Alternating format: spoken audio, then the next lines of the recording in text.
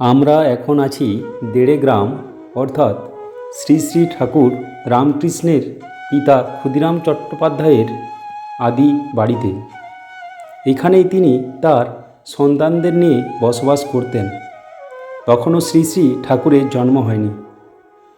ক্ষুদিরাম চট্টোপাধ্যায় ছিলেন খুবই দরিদ্র কিন্তু অত্যন্ত সৎ, নিষ্ঠাবান এবং ধর্মপরায়ণ ব্যক্তি। গৃহদেবতা রঘুবীরের পূজা না করে তিনি জলগ্রহণ করতেন না। সামান্য চাষাবাদ আর পূজার্চনা করেই তার দিন কাটত। পার্শ্ববর্তী সরবেড়িয়া গ্রামের অত্যাচারী এবং অসৎ জমিদার রামানন্দ রায়ের পক্ষে মিথ্যা সাক্ষী দিতে রাজি না হওয়ায় জমিদার ক্ষুদিরাম চট্টোপাধ্যায়ের উপরে ক্রুদ্ধ হন। সেই কারণে জমিদার ক্ষুদিরাম চট্টোপাধ্যায়ের বিরুদ্ধে মিথ্যা মামলা করে তার বসতবাড়ি এবং জমিজমা দখল করে নেন। অসহায় ক্ষুদিরামবাবু তখন 1814 সাল নাগাদ 39 বছর বয়সে কামারপুকুরে চলে আসেন। কামারপুকুরের বন্ধুস্বরূপ শুকলাল গোস্বামী ক্ষুদিরাম চট্টোপাধ্যায়ের অসহায় অবস্থার কথা শুনে তাকে কয়েকটি কুঁড়েঘর স্থায়ীভাবে থাকবার জন্য দেন এবং তার সঙ্গে কিছু জমিও দান করেছিলেন। প্রভু রঘুবীরের উপর ভরসা করেই চলতে থাকে তার সংসার জীবন। দেড়ে গ্রাম থেকে আমরা উপনীত হলাম শ্রী শ্রী ঠাকুর রামকৃষ্ণের জন্মস্থান পুণ্যভূমি কামারপুকুরের মাটিতে। কামারপুকুর থেকে দেড়ে গ্রামের দূরত্ব মাত্র 4 কিলোমিটার। এই কুঁড়েঘরগুলি ঠাকুরের বসতবাড়ি ছিল একসময়। ঠিক আগের মতোই এই বাড়িগুলিকে রক্ষণাবেক্ষণ করে রাখা হয়েছে। সামনেই আমরা যেই আম গাছটি দেখতে পাচ্ছি এটি শ্রী শ্রী ঠাকুরের স্বহস্তে রোপণ করা আম গাছ। এটির বয়স প্রায় 170 বছর। এই আম গাছের সাথে ঠাকুরের অনেক স্মৃতি জড়িয়ে রয়েছে। সেই জন্য ভক্তরা এসে একটু স্পর্শ করার জন্য এই বসতবাড়িতে এই আম গাছে কেউ 30 সালে 18 ফেব্রুয়ারি ছোট্ট গদাধরের জন্ম হয়।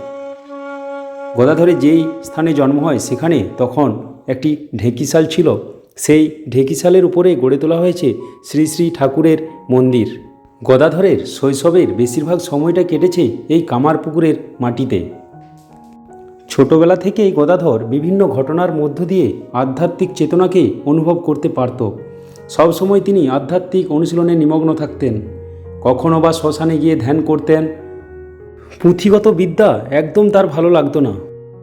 অনেকে বলতো গদাধর পাগল, কিন্তু ছোট্ট গদায় বুঝেছিল পাগল না হলে, সংসারের মায়া মোহ কাটাতে না পারলে যে ভগবানের দর্শন পাওয়া অসম্ভব। পিতার মৃত্যুর পর 1852 খ্রিস্টাব্দে দাদা রামকুমারের সাথে গদাধর কলকাতায় আসেন এবং দাদার মৃত্যুর পর 1856 খ্রিস্টাব্দে দক্ষিণেশ্বর কালী মন্দিরের প্রধান পুরোহিত হিসাবে নিযুক্ত হয়েছিলেন এবং নিজেকে মা কালীর সাধনায় নিমজ্জিত করেন। দেবী সাধনায় রামকৃষ্ণের ভাবতন্ময়তা ও আধ্যাত্মিক উপলব্ধি আরও বৃদ্ধি পায়। দেবীর প্রত্যক্ষ রূপ দর্শনের জন্য ব্যাকুল হয়ে ওঠেন। কখনো নির্জনে ধ্যান করেন বা কখনো চিৎকার করে কাঁদতে থাকেন। অনেকে বলেন তিনি পাগল হয়ে গেছেন, কেউ বা বলেন তিনি ঈশ্বরের প্রেমে আকুল।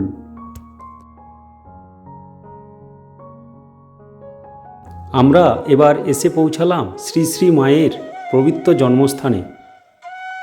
দেশ বিদেশ থেকে প্রচুর ভক্ত এখানে আসেন একটু শান্তির খোঁজে। 1853 সালের 22শে ডিসেম্বর মা সারদা দেবী জয়রামবাটিতে জন্মগ্রহণ করেন। পিতা রামচন্দ্র মুখার্জি এবং মাতা শ্যামাসুন্দরী দেবীর জ্যেষ্ঠা কন্যা সারদা দেবী। সারদা দেবীর বিবাহপূর্ব নাম ছিল সারদামণি মুখোপাধ্যায়। মাত্র 5 বছর বয়সে শ্রী রামকৃষ্ণের সহিত তার বিয়ে হয়।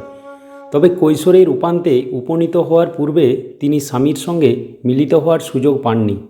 তার জীবনীকারদের মতে গার্হস্থ্য ও সন্ন্যাস জীবনের আদর্শ স্থাপন করার জন্য তারা অবিচ্ছিন্ন ব্রহ্মচর্যের অনুশীলন করে জীবনযাপন করতেন।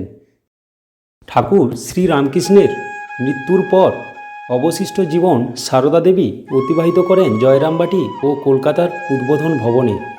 তার সমগ্র জীবন ছিল স্বামী, ভ্রাতা ও ভ্রাতৃ পরিবারবর্গ এবং তার আধ্যাত্মিক সন্তানদের প্রতি সেবা ও আত্মত্যাগে উৎসর্গিত।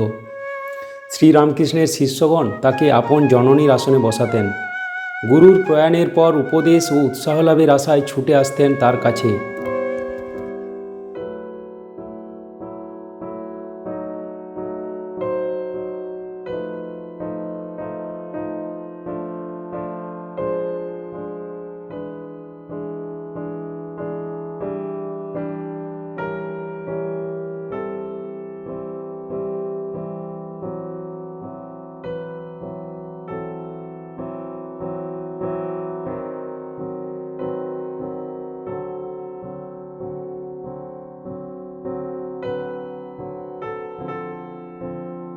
এগুলি শ্রী শ্রী মায়ের পুরানো বাড়ি। এখানেই জীবনের প্রথম দিকের বেশিরভাগ সময় এই বাড়িতেই থাকতেন শ্রী শ্রী মা।